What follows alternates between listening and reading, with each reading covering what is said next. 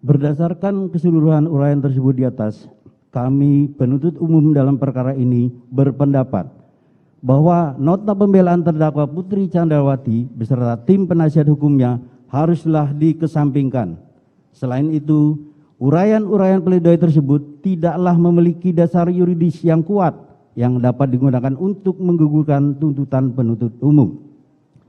Berdasarkan hal tersebut di atas, penuntut umum memohon kepada majelis hakim yang memeriksa dan mengadili perkara ini untuk 1. Menolak seluruh pledoi dari tim penasihat hukum terdakwa Putri Chandrawati dan pledoi dari terdakwa Putri Chandrawati.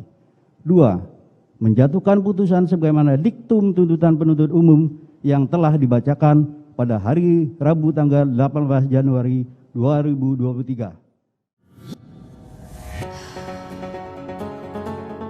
Syedaralun, Jaksa Penuntut Umum atau JPU menolak pledoi atau nota pembelaan dari Putri Chandrawati.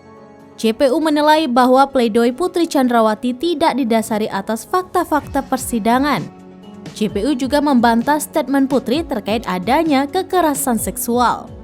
JPU menganggap bahwa tidak pernah ada kekerasan seksual yang dialami Putri Chandrawati. Hal ini karena tidak ada satupun bukti yang bisa ditunjukkan pihak pengacara Putri Chandrawati. Selain itu, JPU juga menganggap bahwa pelecehan di Magelang hanya skenario yang sudah ada sejak awal direncanakan. JPU meyakini Putri Chandrawati merupakan salah satu pelaku pembunuhan berencana terhadap Nofriansyah Yosua Huta Barat atau Brigadir J.